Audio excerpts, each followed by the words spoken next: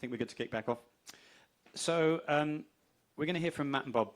I met Matt at Ben Hunt's Epsilon Connect conference, roughly this time last year, I'd say. There's a lot of overlap between our communities, a lot of mutual friends, a bunch of people in both communities are here today. I'm pretty sure most of you actually read Ben's work. Ben, you are one of our required reading sources in the group, so yeah, take that how it's meant. One of the mottos of his work is clear eyes, full hearts can't lose, from Friday Night Lights, which even I've watched. When I first met Matt, he's got clear eyes and a full heart.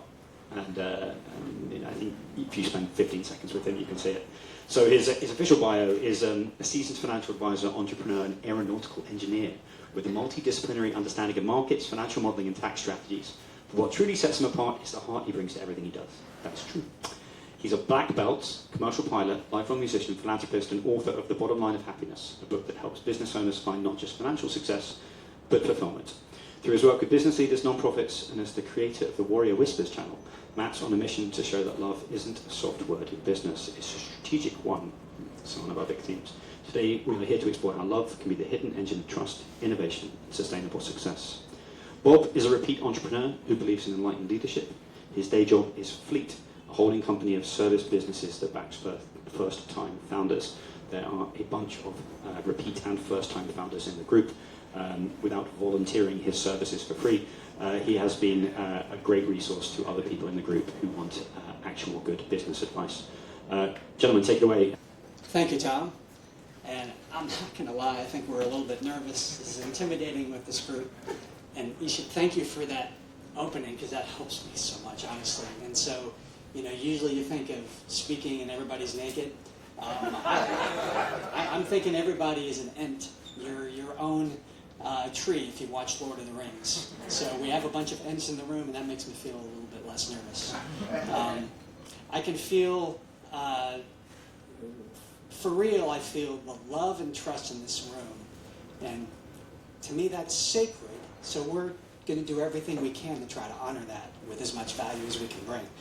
But I'm also kind of silly. And so, you know, let's start off silly.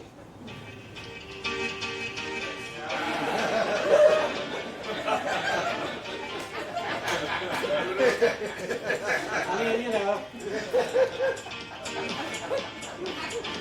Right? There we go, now we're into it. Y'all know what this is, right? What is love? What is love? So I got to turn this off. Right, here we go. What is luck? So I was talking last night with Rohan, and we were talking about, can you define love? I mean, can you quantify it? Not really. I mean, you can't put a measurement to it. If you could, it'd be blowing out in this world. But you can't define it. You don't know where really it comes from. It's difficult. But I think it's important to attach what love needs to. And what do you do about it? And so for me, love is abundance. It's gratitude. It's goodwill. It's grace. That's what it means. And we're going to talk both of this about what it means.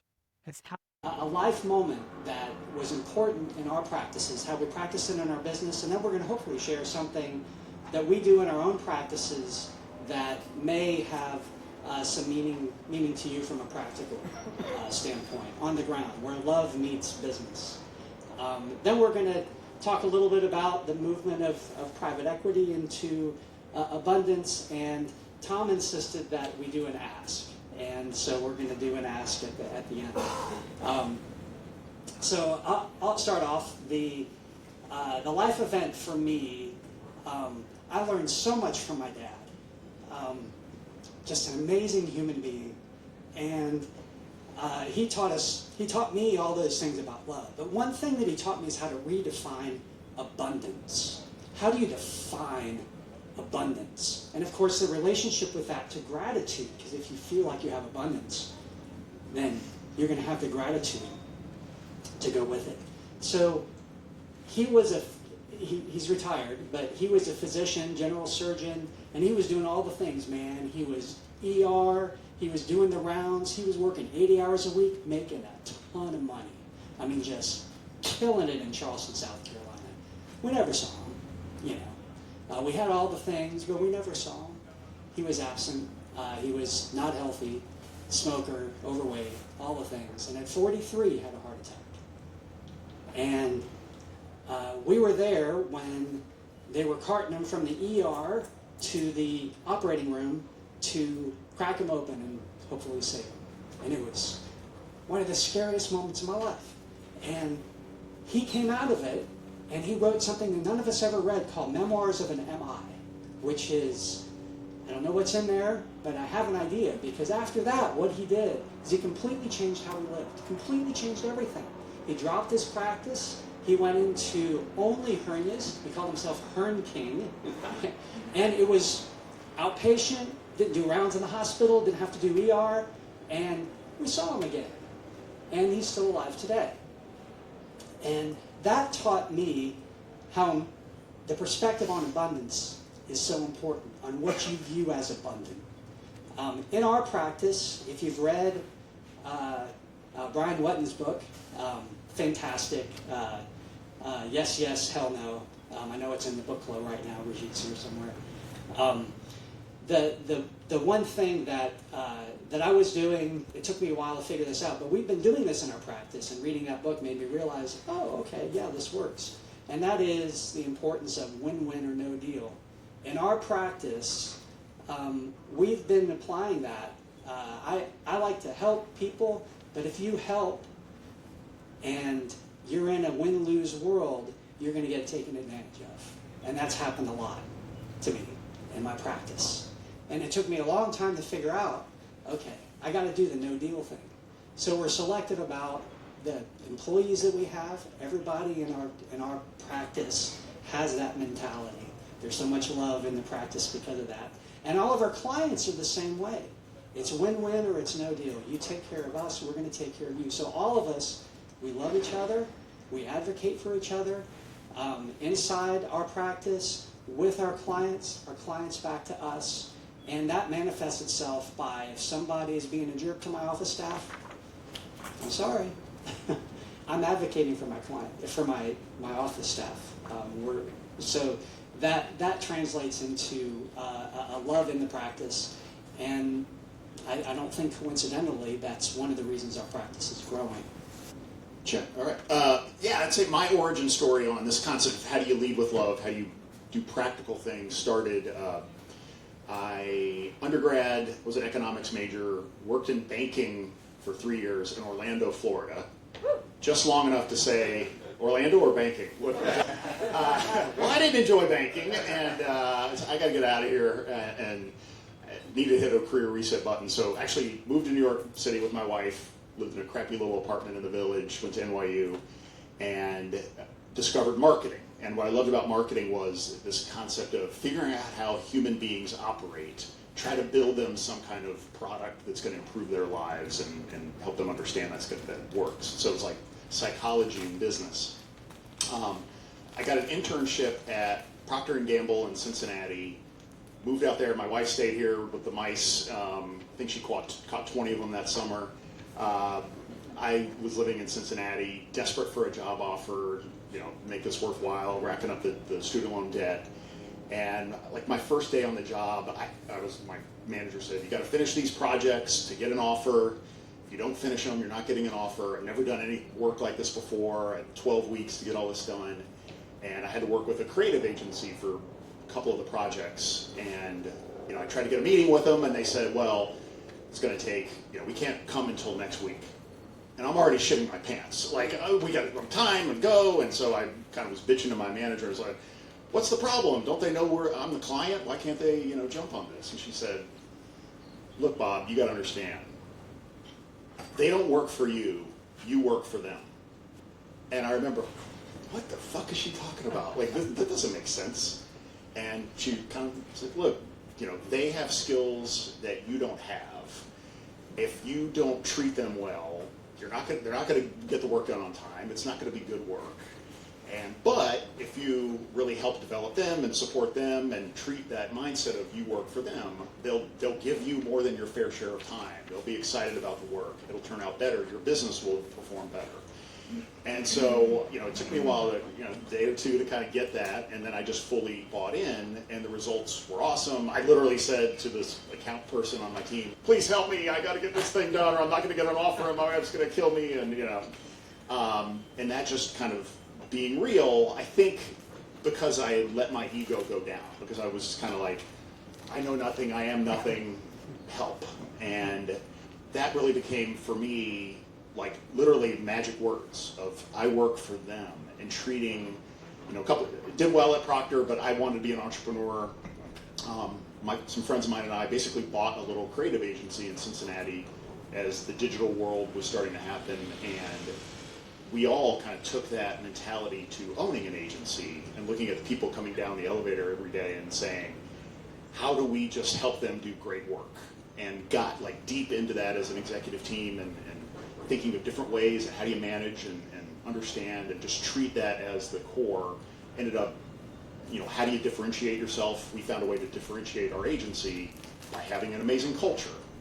And you can measure that through, you don't have to pay the highest rates in the city to get people to come. People stay longer, they tell their friends to come.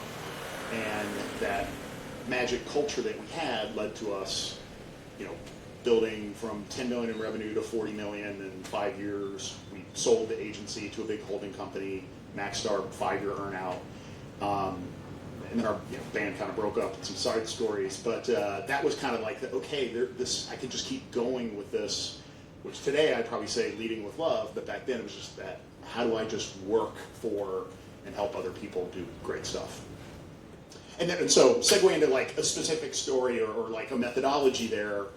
And then I started another company that was in influencer marketing. This is the first time I was the actual CEO. And I got to practice more of this and kind of put it into a methodology. And I'd say something that I've seen since then that just like have you even seen this ship? The Scott Barry Kaufman ship. So if you haven't, smart guy, he's done a lot of work on kind of trying to update Maslow's hierarchy of needs. And if you think about how to manage people well, understanding what their needs are and what order you try to help them get there, his model is like, there's a ship, it's a sailboat in the water. It's things like safety, connection, self-esteem, and that's, call it safety. People feeling comfortable, being able to be themselves. Their job is not going to be gone tomorrow. They're not going to get yelled at. All those things that if they have really fear, there's a hole in the boat, and they're worried about it going down and losing their job, not being able to make money, disappointing their family, all those things. So you start and really do everything you can to make them feel that the ship is going to survive. And the next level is then you get into the sail. Then you catch the wind, and you're really going places. And that safety gets to that level. And for there, the top of the sail is exploration, love, and purpose. And the sailing you do is growth. And on top of that, it's really where the individual egos of the team form one ego. We're all bought in on something. And with that, I kind of came up with this little framework I called the high performance organization model. It's like 4 things that I would give this, in an onboarding, and you got to repeat this stuff again and again to your team. But it starts with ownership, giving everyone ownership of their unique piece of the business. And one of the ways I love to frame that is, new hires, I love to do this little trick, especially people just out of college or something, and say, see the org chart here? There's me at the top, and there's the executive team, and there's the managers, and there's you. I go, here's how it works, and flip it upside down. You're the top. You, the person who just graduated from college, you're the top of this organization, and each of us here work for you. We're here to support you so that you do great work. And that's kind of what human beings want. Like, we have that core need to have agency and control our destiny. So that's big. The second is transparency. You're sharing everything. Here's our profit. Here's our growth. Here's what we're trying to get. Here's why we're trying to get there. Here's, what we changed a rule. Here's why we think we need to change that. There's some debate and discussion on that. But again, if you don't tell people the why, what happens? They assume the worst.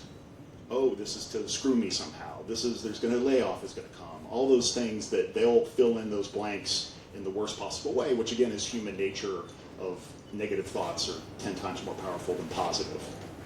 And then hiring for values, so deciding what values you have as a company, and then that's the interview process. You can get skills out of the resume, you can go, ask for references, back channel, things like that, but mostly being very open about here's the values we have as a company and seeing if they match. And every company can have very distinct values. Like for us at our influencer business, it was creativity, because that's what we did. That's what we got paid, is helping be creative, come up with new innovations, work with content creators. So we need people who love creativity in whatever way they do. And then finally, vision. And this is where the leader in particular has to bring that. You're the captain of that ship. It's called leadership, by the way. We're all leaders here, and I don't know if Devin's model, but a lot of people aren't leaders. That's very rare. We are very rare. The world needs us, and they need us to set the direction of where the ship's going to go.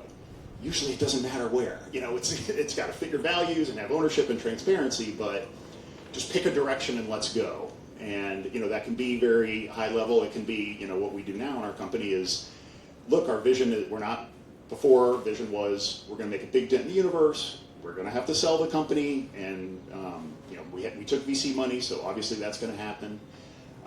Now what we say is we want to do work we love with people we love for the rest of our lives. So that's where we're going, and we'll see where the world takes us together. So those 4 things together, and then just here's why where you said that. Like you describe the why behind each of those things too. Ends up being terrific.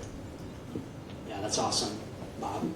I would say too, kind of reinforcing what Bob said, really great case study. Springfield Manufacturing Corporation, we do a lot of exit planning. That's what I'm going to talk about in a second. And ESOP is part of that sometimes. SRC was an ESOP, and they did this thing called Great Game of Business that was studied, that did some of these things, not all of them, but they studied the transparency and the ownership part. And the National Center for Employee Ownership studied it.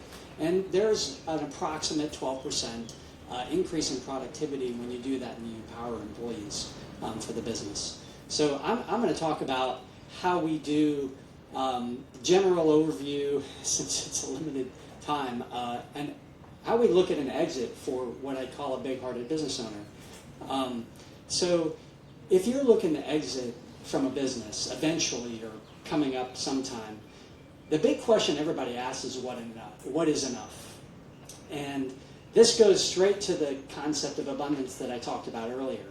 So we always start off on finding out from our clients, well, what is sufficient for lifestyle? What is the number that you need to handle your lifestyle? And this is really nothing more than a financial model. And every financial planner can do this, pretty much. It's simply looking at all the resources, financial assets, real estate assets, private equity assets, business assets, all the things that you own, and then translating that into the amount of income and goals that you need, from regular annual income, want to buy that farm, I want to move this over here, I want to start another business after I finish. Those are lifestyle goals, and you can find out what that number is fairly easily with good financial modeling. But usually what happens for most businesses, if you're not quite there, it's not time to sell yet, right? But most of the time people get over that number, exceed that number, exceed what is sufficient. And the delta over that is what I would call the aspirational goals. This is where you can dream. This is where you can do charitable contributions, where you can create your own legacy. And most business owners, they understand multiple of EBITDA. They know some idea as to where they are, so they can see where that delta is going to be. And it's fascinating to me when you share with somebody that you only need this, but you sell you're going to have this. The shift from scarcity to more to abundance is dramatic, especially if you drive in that point of the abundance that's over. then you can start dreaming, okay, what are we going to do with the abundance? And there are a lot of amazing charitable tools that you can use. You may as well take advantage of the tax code, because the tax code is tremendous if you're doing it in the right way when you're doing these things, from charitable remainder trust, charitable lead trust, donor advised fund, making appreciated gifts. All these things leverage that charitable gift. The next thing we do in an exit is, what are the non-financial things? Do you have family in the business? So maybe it's not selling to an outside party, maybe it's transitioning it to family. Maybe you have key people in the business, so you want those key people to take over. How are you going to figure out how to transition the business with minimal tax from that? Then, once you figure out what those goals are, then you look at them all in the big context of what the goal is. And sometimes I'll see that, okay, I've got over an abundance, and I really love my people. Maybe I'm going to do an ESOP, because I'm going to accept a little bit less in price, but I'm going to get a whole bunch in tax benefits. I mean, literally, it's almost criminal. You eliminate every tax in an ESOP put together, but you eliminate all of them, basically. Or give to a family member through trust, watching out for estate and all those things. Then you start executing that plan with a good team. So how you incorporate love and all that, of course, is the magic of that is the shift from scarcity to abundance. That's the magic in that, and how the rubber meets the road. So going on into something that I think everybody's seeing. I know you're seeing this, and you're applying this in your PE firm. We see now capital that is looking for mission-driven entrepreneurs a lot more than what we've ever seen before. And I think a number of reasons for that. The main one being, if you're mission-driven and you have a higher purpose that calls to you, you're a lot more likely to stay up late, take care of your employees, and make sure that business survives. That's that extra alpha, if you will, to make sure that business survives. So if you're an entrepreneur seeking capital, seek those things out. I neglected to mention on the succession, PE is a great exit, but it is very important to make sure that those PE firms align with your values and goals too. Most of the time when we see a PE, it's because they've hey, do you realize you could get a 12, 15 multiple of your EBITDA? You give all those numbers and you forget everything else.